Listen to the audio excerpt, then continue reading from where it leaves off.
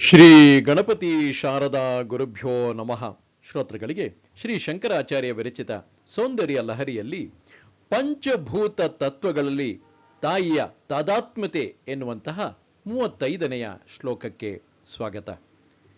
ಬನ್ನಿ ಮೊದಲಿಗೆ ಶ್ಲೋಕವನ್ನು ಆಲಿಸೋಣ. ನಸ್ತ್ವಂ ವ್ಯೋಮತ್ವಂ ಮರುದಸಿ ಮರುತ್ಸಾರಥಿರಸಿ ತ್ವಮಾಪಸ್ತ್ವಂ ಭೂಮಿ ಸ್ತ್ವಯಿ ಪರಿಣತಾಯಾಂ ನಹಿ ಪರಂ ತ್ವಮೇವ ಸ್ವಾತ್ಮಾನಂ ಪರಿಣಮಯಿತುಂ ವಿಶ್ವವಪುಷ ಚಿದಾನಂದಾಕಾರಂ ಶಿವಯುವತಿ ಭಾವೇನ ಬಿಭೃಷೆ. ಈ ಶ್ಲೋಕದ ಪದಚ್ಛೇದ ಹೀಗಿದೆ: ಹೇ ಭಗವತಿ, ಮನಸ್ತ್ವಂ ವ್ಯೋಮತ್ವಂ ಮರುದಸಿ ಮರುತ್ಸಾರಥಿರಸಿ ತ್ವಮಾಪಃ ತ್ವಂ ಭೂಮಿಃ ತ್ವಯಿ ಪರಿಣತಯಾಂ ಪರಂ ನಹಿ ತ್ವಮೇವ ಸ್ವಾತ್ಮಾನಂ ವಿಶ್ವವಪುಷ ಪರಿಣಮಯಿತುಂ ಶಿವಯುವತಿ ಭಾವೇನ ಚಿದಾನಂದಾಕಾರಂ ಬಿಭೃಷೆ. ಅಂದರೆ, ಹೇ ಭಗವತಿ, ಭಗವತಿಯೇ, ಮನಸ್ತ್ವಂ ಅಂದರೆ ಆಜ್ಞಾಚಕ್ರದಲ್ಲಿ ಇರುವಂತಹ ಮನಸ್ತತ್ವವೂ ನೀನೆ. ಅಂದರೆ ನಮ್ಮ ಶರೀರದಲ್ಲಿರತಕ್ಕಂತಹ 6 ಚಕ್ರಗಳಲ್ಲಿ ಕೂಡ ಆ ತಾಯಿ ನೆಲೆಸಿರ್ತಾಳೆ. ಹಾಗೂ ಆ ಚಕ್ರಗಳು ಯಾವ ಯಾವ ಒಂದು ಪಂಚಭೂತ ತತ್ವಗಳಿಗೆ ಸಂಬಂಧಿಸಿದೆ ಅನ್ನೋದನ್ನು ಈ ಶ್ಲೋಕದಲ್ಲಿ ಹೇಳ್ತಾ ಇದ್ದಾರೆ. ಮನಸ್ತ್ವಂ ಅಂದ್ರೆ ಆಜ್ಞಾಚಕ್ರ ಮನಸ್ತತ್ವಕ್ಕೆ ಸಂಬಂಧಪಟ್ಟಿದ್ದು. ಅಲ್ಲಿರ್ತಕ್ಕಂತಹ ಆ ಮನಸ್ತತ್ವವೂ ನೀನೆ.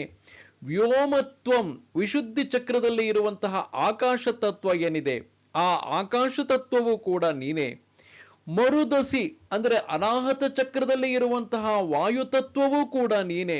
ಮರುತ್ಸಾರಥಿರಸಿ ಸ್ವಾಧಿಷ್ಠಾನ ಚಕ್ರದಲ್ಲಿ ಇರುವಂತಹ ಅಂದ್ರೆ ನಮ್ಮ ಹೊಕ್ಕಳಿನಿಂದ ಸ್ವಲ್ಪ ಮೇಲೆ ಇರತಕ್ಕಂತಹ ಸ್ವಾಧಿಷ್ಠಾನ ಚಕ್ರದಲ್ಲಿ ಇರುವಂತಹ ಅಗ್ನಿತತ್ವವೂ ಕೂಡ ನೀನೆ. ತ್ವಮಾಪಹ ಮಣಿಪೂರ ಚಕ್ರದಲ್ಲಿ ಇರುವಂತಹ ಜಲತತ್ವವೂ ಕೂಡ ನೀನೆ. ತ್ವಂ ಭೂಮಿಹಿ ಮೂಲಾಧಾರ ಚಕ್ರದಲ್ಲಿ ಇರತಕ್ಕಂತಹ ಭೂತತ್ವವೂ ಕೂಡ ನೀನೆ. ಇಲ್ಲಿ ಗಮನಿಸಿದರೆ 6 ಚಕ್ರಗಳಲ್ಲಿ ಕೂಡ ಆಜ್ಞಾ ಚಕ್ರದಲ್ಲಿ ಮನಸ್ಸಿನ ತತ್ವ, ಹಾಗೂ ವಿಶುದ್ಧಿ ಚಕ್ರದಲ್ಲಿ ಆಕಾಶ ತತ್ವ, ಅನಾಹತ ಚಕ್ರದಲ್ಲಿ ವಾಯುತತ್ವ, ಸ್ವಾಧಿಷ್ಠಾನ ಚಕ್ರದಲ್ಲಿರ್ತಕ್ಕಂಥ ಅಗ್ನಿತತ್ವ, ಮಣಿಪೂರ ಚಕ್ರದಲ್ಲಿರ್ತಕ್ಕಂತಹ ಜಲತತ್ವ, ಮೂಲಾಧಾರ ಚಕ್ರದಲ್ಲಿರ್ತಕ್ಕಂಥ ಭೂತತ್ವ, ಇದೆಲ್ಲವೂ ಕೂಡ ಆ ತಾಯಿನೇ. ಎಲ್ಲವೂ ಕೂಡ ಆ ತಾಯಿಯ ಸ್ವರೂಪವೇ. ತ್ವಯಿ ಪರಿಣತಯಾಂ ಪರಂ ನಹಿ. ಹೀಗೆ ನೀನು ಸರ್ವತತ್ವದಲ್ಲಿಯೂ ಐಕ್ಯವಾಗಿರುವಾಗ ನೀನಲ್ಲದೆ ಮತ್ತೆ ಯಾವ ವಸ್ತುವೂ ಇಲ್ಲ. ತ್ವಮೇವ ಸ್ವಾತ್ಮಾನಂ ವಿಶ್ವವಪುಷ ಪರಿಣಮಯಿತುಂ ಶಿವಯುವತಿ ಭಾವೇನ ಚಿದಾನಂದಾಕಾರಂ ಬಿಭೃಷೆ. ಅಂದರೆ ನೀನೇ ನಿನ್ನ ಸ್ವರೂಪವನ್ನು ಜಗದಾಕಾರದಿಂದ ನಾನಾ ವಿಧ ರೂಪ ಮಾಡುವಂತಹದ್ದಕ್ಕೋಸ್ಕರ ಶಿವನ ಸ್ತ್ರೀ ಸ್ವರೂಪದಿಂದ ಮಹಾಭೈರವಿ ಆನಂದ ಭೈರವನ ಇಬ್ಬರ ಆಕಾರವನ್ನು ನೀನೇ ಧರಿಸ್ತಾ ಇದೀಯ. ಅಂದರೆ ತಾಯಿ ಒಬ್ಬಳೇ ಇರ್ತಕ್ಕಂತಹವಳು. ಶಿವಯುವತಿ ಶಿವನ ಸ್ತ್ರೀ ರೂಪದಲ್ಲಿ ಇರ್ತಕ್ಕಂತಹವಳು. ಶಿವ ಬೇರೆ ಅಲ್ಲ, ಇಲ್ಲಿ ತಾಯಿ ಬೇರೆ ಅಲ್ಲ, ಇಬ್ಬರು ಒಂದೇನೆ. ಆ ಶಿವನ ಸ್ತ್ರೀ ರೂಪವೇ ಆನಂದ ಭೈರವಿ, ಆನಂದ ಭೈರವಿಯ ಪುರುಷ ರೂಪವೇ ಶಿವ ಅನ್ನೋ ಹಾಗೆ ಜೀವನದಲ್ಲಿ ಗಂಡ ಹೆಂಡತಿ ಏನಾದರೂ ಹೀಗಿದ್ದು ಬಿಟ್ರೆ ನನ್ನ ಸ್ತ್ರೀ ರೂಪವೇ ನನ್ನ ಹೆಂಡತಿ, ಆ ಹೆಂಡತಿಯ ಸ್ತ್ರೀ ರೂಪವೇ ನಾನು ಅನ್ನೋ ಭಾವದಲ್ಲಿ ಇದ್ದಿದ್ದೆ ಆದರೆ ಅದೆಂತಹ ಒಂದು ಸಾಮರಸ್ಯ ಇರುತ್ತೆ.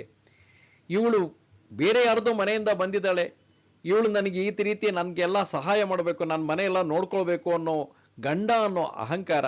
ಅದೇ ರೀತಿ ಗಂಡ ಆದವನು ನನ್ನನ್ನು ಪೋಷಣೆ ಮಾಡಬೇಕು, ಪಾಲನೆ ಮಾಡಬೇಕು, ಹೊರಗಡೆ ಹೋಗಿ ನಾನು ಇಷ್ಟಪಡೋದನ್ನೆಲ್ಲ ತಂದು ಕೊಡಬೇಕು ಅನ್ನೋ ಒಂದು ಅಧಿಕಾರದ ಧೋರಣೆ. ಇದು ಇಬ್ಬರೂ ಬಿಟ್ಕೊಟ್ಟಿದ್ದೆ. ಆದರೆ ಇಬ್ಬರೂ ಒಬ್ರಿಗೊಬ್ರು ಪರಸ್ಪರ ಪೂರಕವಾಗಿದ್ರೆ ಅದೆಂತಹ ಸುಂದರವಾದಂತಹ ಜೀವನನ ಜೀವಿಸೋದಕ್ಕೆ ಸಾಧ್ಯವಾಗುತ್ತೆ.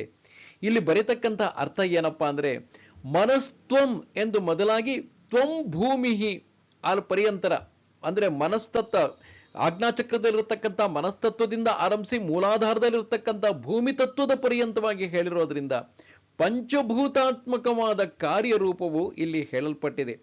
ತ್ವಯಿ ಪರಿಣತಾಯಾಂ ಎಂಬುದರಿಂದ ಪ್ರಕೃತಿಗೆ ಜಗತ್ಕಾರಣ ನೀನಲ್ಲದೆ ಬೇರೆ ಯಾವುದೂ ಇಲ್ಲ. ಇಡೀ ಜಗತ್ತಿನಲ್ಲಿ ನಾವು ಏನೇನು ನೋಡ್ತಾ ಇದ್ದೀವೋ ಆ ಜಗತ್ತಿನಲ್ಲಿ ನೋಡ್ತಾ ಇರತಕ್ಕಂತಹದ್ದು ಎಲ್ಲವೂ ಶಂಕರಾಚಾರ್ಯರು ಅದ್ವೈತ ಇದನ್ನು ಹೇಳಬೇಕಾದ್ರೆ ಪರಬ್ರಹ್ಮ ಸ್ವರೂಪ ಅಂತಾರೆ. ಪರಬ್ರಹ್ಮ ಅಂತಕ್ಕಂತಹದ್ದು ಒಂದು ಹೆಸರು ಹಾಗೂ ಒಂದು ಐಡೆಂಟಿಟಿ. ಆ ಜಾಗದಲ್ಲಿ ಪರಬ್ರಹ್ಮ ಅಂತ ಹೇಳ್ತಾ ಇರೋ ಜಾಗದಲ್ಲಿ ಆನಂದ ಭೈರವ ಅಥವಾ ಆನಂದ ಭೈರವಿ ಅಥವಾ ವಿಷ್ಣು ಯಾವುದೇ ದೇವರನ್ನ ಯಾವುದೇ ಒಂದು ಹೆಸರನ್ನ ಭಾವಿಸ್ಕೊಂಡ್ರು ಕೂಡ ಅದೇ ಅರ್ಥವನ್ನು ಕೊಡುತ್ತೆ. ಇದಕ್ಕೆ ಸಮ್ಮತಿ ವಚನ ಚತುಶ್ರುತಿಯಲ್ಲಿ ಹೀಗೆ ಹೇಳಿದ್ದಾರೆ: ಶೃಣು ದೇವಿ ಮಹಾಜ್ಞಾನಂ ಸರ್ವಜ್ಞಾನೋತ್ತಮಂ ಪ್ರಿಯೇ ಏನ ವಿಜ್ಞಾನ ಮಾತ್ರೇಣ ಭವಾಬ್ಧೌ ನ ನಿಮಜ್ಜತಿ ತ್ರಿಪುರಾ ಪರಮಾಶಕ್ತಿರಾಧ್ಯ ಭೂತ ಮಹೇಶ್ವರಿ ಸ್ಥೂಲ ಸೂಕ್ಷ್ಮ ವಿಭಾಗೇನ ತ್ರೈಲೋಕ್ಯೋತ್ಪತ್ತಿ ಮಾತ್ರಕ ಕಬಲೀಕೃತ ನಿಶೇಷ ತತ್ವಗಾಮ ಸ್ವರೂಪಿಣಿ ಯಸ್ಯಾಂ ಪರಿಣತಾಯಾಂ ತು ನ ಕಿಂಚಿತ್ ಪರಿಶಿಷ್ಯತೆ. ಈ ರೀತಿಯಾಗಿ ಇಡೀ ಜಗತ್ತು ಕೂಡ ಆ ತಾಯಿಯ ಸ್ವರೂಪವೇ. ಇಡೀ ಜಗತ್ತು ಬ್ರಹ್ಮಾಂಡದಲ್ಲಿ ನಾವು ಏನು ಕಾಣ್ತಾ ಇದ್ದೀವಿ, ಈ ಪಿಂಡಾಂಡದಲ್ಲೂ ಕೂಡ ನಾವು ಅದನ್ನೇ ಕಾಣ್ತಾ ಇದ್ದೀವಿ. ಆ ಪಿಂಡಾಂಡವೂ ಬ್ರಹ್ಮಾಂಡದ ಸ್ವರೂಪವೇ. ಅಂದಮೇಲೆ ಈ ಜಗತ್ತಿನಲ್ಲಿ ತಾಯಿಯ ಸ್ವರೂಪವನ್ನು ಬಿಟ್ಟು ಬೇರೆ ಯಾವುದೂ ಇಲ್ಲ, ಬೇರೆ ಯಾವ ವಸ್ತುವೂ ಇಲ್ಲ. ನಮ್ಮ ಶರೀರವೂ ಕೂಡ ಆ ತಾಯಿಯ ಭಾಗವೇ, ಆ ತಾಯಿಯ ಸ್ವರೂಪವೇ. ಈ ಒಂದು ಭಾವದಲ್ಲಿದ್ದಾಗ ಈ ಶರೀರದಿಂದ ನಡೀತಾ ಇರತಕ್ಕಂಥ ಎಲ್ಲ ಕ್ರಿಯೆಗಳು, ಅದರೊಳಗಿರ್ತಕ್ಕಂಥ ಮನಸ್ಸಿನಿಂದ ನಡೀತಕ್ಕಂಥ ಕ್ರಿಯೆ ಹಾಗೂ ಪಂಚಭೂತಗಳಿಂದ, ಶರೀರವೇ ಪಂಚಭೂತಗಳಿಂದ ಆಗಿರ್ಬೇಕಾದ್ರೆ ಪಂಚಭೂತಗಳೆಲ್ಲವೂ ಕೂಡ ಆ ತಾಯಿಯ ಸ್ವರೂಪವೇ ಅಂತಂದಾಗ ಆ ಪಂಚಭೂತಗಳೇ ನಮ್ಮ ಬೇರೆ ಬೇರೆ ಚಕ್ರಗಳಲ್ಲಿ ಆ ತತ್ವದಿಂದನೇ ಇರಬೇಕಾದ್ರೆ, ಆ ಪಂಚಭೂತಗಳಿಂದನೇ ಆ ಶರೀರ ಆಗಿರಬೇಕಾದ್ರೆ ಜಗತ್ತಿನಲ್ಲಿ ತಾಯಿ ಅಲ್ಲದೆ ಭಿನ್ನವಾಗಿ ಬೇರೆ ಏನೂ ಇಲ್ಲ. ಆದ್ರಿಂದ ಜಗತ್ತಿನಲ್ಲಿ ನಡೀತಕ್ಕಂಥ ಎಲ್ಲ ರೀತಿಯಾದಂತಹ ವ್ಯವಹಾರಗಳು ಆ ತಾಯಿಯ ಲೀಲೆ. ಈ ಒಂದು ಭಾವದಲ್ಲಿ ನಾವು ನೆಲೆಸಿದ್ದೆ ಆದರೆ ಸಹಜವಾಗಿ ಮನಸ್ಸಿಗೆ ಸಾಕಷ್ಟು ಶಾಂತಿ ನೆಮ್ಮದಿಯನ್ನು ಕೊಡುತ್ತೆ. ಈ ಶ್ಲೋಕವನ್ನ ಯಾರು ನಿರಂತರವಾಗಿ ಜಪ ಮಾಡಿ ಆ ಭಾವವನ್ನ ಅನುಸಂಧಾನ ಮಾಡಿಕೊಂಡು ಈ ಶರೀರ ಆ ತಾಯಿಯ ಬೃಹತ್ ಬ್ರಹ್ಮಾಂಡ ಶರೀರದ ಒಂದು ಭಾಗವಷ್ಟೇ ಅನ್ನೋ ಭಾವದಲ್ಲಿ ಯಾರಿರ್ತಾರೆ ಅವರಿಗೆ ಫಲವಾಗಿ ಕ್ಷಯರೋಗ ನಿವಾರಣೆ ಅಂತ ಹೇಳ್ತಾರೆ. ಈ ಕ್ಷಯರೋಗ ಅಂತಕ್ಕಂತಹದ್ದು ಹೌದು, ಅದಕ್ಕೆ ಫಿಸಿಕಲಿ ಬೇರೆ ಬೇರೆ ಕಾರಣಗಳಿರಬಹುದು. ಆದರೆ ಮೂಲತಃ ಒಂದು ಶರೀರಕ್ಕೆ ಕಾಯಿಲೆ ಯಾವ ಕಾರಣದಿಂದಾಗಿ ಬರುತ್ತೆ ಅಂತಂದ್ರೆ, ಇವತ್ತಿಗೆ ಮನಃಶಾಸ್ತ್ರಜ್ಞರಾಗಿ ನಾವು ಕೂಡ ಅದನ್ನೇ ಹೇಳ್ತೀವಿ. ಮನಃಶಾಸ್ತ್ರ ಕೂಡ ಆ ಶರೀರಕ್ಕೆ ಕಾಯಿಲೆ ಬರೋದಕ್ಕೆ ಮೂಲ ಕಾರಣ ಮನಸ್ಸು. ಮನಸ್ಸಿನಲ್ಲಿ ಏನಾದರೂ ಚಿಂತೆ ಕೊರಗು ಹತ್ತಿದ್ದೆ ಆದರೆ ಅದು ಶರೀರದಲ್ಲಿ ಒಂದಲ್ಲ ಒಂದು ರೀತಿಯಾದಂತಹ ಕಾಯಿಲೆ ಸ್ವರೂಪದಲ್ಲಿ ಕಾಣಿಸ್ಕೊಳ್ಳುತ್ತೆ. ನಂತರ ನಾವು ಯಾವುದೋ ಪೂರ್ವಜನ್ಮ ಕರ್ಮ ಅದಕ್ಕೋಸ್ಕರ ಹೀಗಾಯ್ತು ಅಂತೀವಿ. ಇಲ್ಲಿ ಪೂರ್ವಜನ್ಮ ಕರ್ಮ ಅಂತಂದ್ರೆ ಏನು, ಪೂರ್ವ ಕರ್ಮಗಳು ಅಂತಂದ್ರೆ ಏನು? ಸಾಮಾನ್ಯವಾಗಿ ನಮ್ಮ ಮನಸ್ಸಿನಲ್ಲಿ ಯಾವ ಯಾವ ಚಿಂತೆಗಳಿರುತ್ತೋ ಆ ಎಲ್ಲ ಚಿಂತೆಗಳಿಗೆ ಹಿಂದೆ ನಮ್ಮ ಜೀವನದಲ್ಲಿ ನಡೆದು ಹೋದಂತಹ, ಪೂರ್ವದಲ್ಲಿ ನಮ್ಮ ಜೀವನದಲ್ಲಿ ನಡೆದು ಹೋದಂತಹ ಎಷ್ಟೋ ಘಟನೆಗಳ ಕಾರಣವಾಗಿರುತ್ತೆ. ಆ ಘಟನೆಗಳ ಕಾರಣದಿಂದಾಗಿ ಆ ಘಟನೆಗಳನ್ನು ನಾವು ತೀವ್ರ ಸ್ವರೂಪದಲ್ಲಿ ತಗೊಂಡಿರೋದ್ರಿಂದ ಯಾಕೆ ಹೀಗೆಲ್ಲ ಆಯ್ತು, ನನಗೇ ಯಾಕೆ ಹೀಗಾಯ್ತು ಅನ್ನೋ ಒಂದು ಭಾವದಲ್ಲಿ ನಾವು ತಗೊಂಡಿರೋದ್ರಿಂದ ಆ ಕಾರಣದಿಂದಾಗಿ ಆ ಚಿಂತೆ ನಮ್ಮನ್ನು ಒಳಗಿಂದ ಒಳಗೇನೆ ಸುಡ್ತಾ ಆ ಮೂಲಕ ಶರೀರದಲ್ಲಿ ಹಲವಾರು ಕಾಯಿಲೆಗಳನ್ನು ಹುಟ್ಟಾಕತ್ತೆ. ಅದ ಕಾರಣದಿಂದಾಗಿ ಶರೀರದಲ್ಲಿ ಒಂಥರ ಗಂಟು ತರ ಗ್ರಂಥಿಗಳಾಗ್ಬಿಡುತ್ತೆ. ಆ ಗ್ರಂಥಿಗಳ ಕಾರಣದಿಂದಾಗೇನೆ 108 ಬೇರೆ ಬೇರೆ ಕಾಯಿಲೆಗಳು ಶುರುವಾಗತ್ತೆ. ಈಗ ಆ ಎಲ್ಲ ಗ್ರಂಥಿಗಳಿಂದ ಬಿಡುಗಡೆ ಹೊಂದೋದು ಹೇಗೆ? ಈ ಕರ್ಮ ಬಂಧನದಿಂದ ಬಿಡುಗಡೆ ಹೊಂದೋದು ಹೇಗೆ? ಅದಕ್ಕೋಸ್ಕರನೇ ಭಗವಂತ ಕರ್ಮಯುಗದಲ್ಲಿ ಭಗವದ್ಗೀತೆಯಲ್ಲಿ ಅದ್ಭುತವಾಗಿ ಹೇಳ್ತಾನೆ, ನೀನು ಯಾವುದನ್ನು ಮಾಡ್ತಾನೆ ಇಲ್ಲ, ನೀನು ಏನೇನು ಕೆಲಸಗಳನ್ನ ಮಾಡ್ತಾ ಇದೆಯೋ ಇದೆಲ್ಲ ಭಗವಂತನಿಂದ ಇದೆಲ್ಲ ಕಾರ್ಯಗಳು ನಡೆಯಲ್ಪಡ್ತಾ ಇದೆ ಅನ್ನೋ ಒಂದು ಭಾವದಲ್ಲಿ. ಸರಿ, ಹಾಗಿದ್ರೆ ನಾಳೆಯಿಂದ ನಾನು ಮಾಡಬಾರ್ದು ಕೆಲಸನೂ ಮಾಡ್ತೀನಿ, ಮಾಡಬಾರ್ದು ಕೆಲಸ ಮಾಡ್ಬಿಟ್ಟು ಇದು ಭಗವಂತ ಮಾಡಿಸಿದ್ದು ಅಂತ ಸುಮ್ಮನೆ ಇದ್ದು ಬಿಡ್ತೀನಿ ಅನ್ನೋದಲ್ಲ. ಅದು ಧೋರಣೆಯಾಗತ್ತೆ. ಮಾಡಬಾರದ ಕೆಲಸವನ್ನ ನಾನು ಮಾಡ್ತಾ ಇದ್ದೀನಿ ಅನ್ನೋ ಭಾವ ನಿಮ್ಮಲ್ಲಿ ಇದೆ ಅಲ್ವಾ? ಎಲ್ಲಿ ತನಕ ಆ ಭಾವ ಇದೆಯೋ ಆ ಮಾಡಿದ ಕಾರ್ಯದ ಪರಿಣಾಮವನ್ನ ಮನಸ್ಸಿನಲ್ಲೇ ಅನುಭವಿಸ್ತಾನೆ ಇರ್ತೀವಿ. ಮಾಡಬಾರದ ಕೆಲಸವನ್ನ ಮಾಡಿದ್ದೀನಿ ಅಂತ ಮನಸ್ಸಿನಲ್ಲಿ ನಾನು ಅನುಭವಿಸ್ತಾ ಇರೋದ್ರಿಂದ ಅದನ್ನ ದೇಹದಲ್ಲೂ ಅದರ ಪರಿಣಾಮವನ್ನ ನಾನು ಅನುಭವಿಸಲೇಬೇಕಾಗತ್ತೆ. ಅದರ ಬದಲಿಗೆ ಕೆಲವೊಮ್ಮೆ ಘಟನೆಗಳು ನಡೆದು ಹೋಗ್ಬಿಡುತ್ತೆ, ಕೆಲವೊಮ್ಮೆ ಘಟನೆಗಳು ನಡೆದು ಹೋಗುತ್ತೆ. ಅದು ನಮ್ಮ ಉದ್ದೇಶಪೂರ್ವಕವಾಗಿ ನಾವು ಮಾಡಿರತಕ್ಕಂತಹದ್ದಾಗಿರೋದಿಲ್ಲ.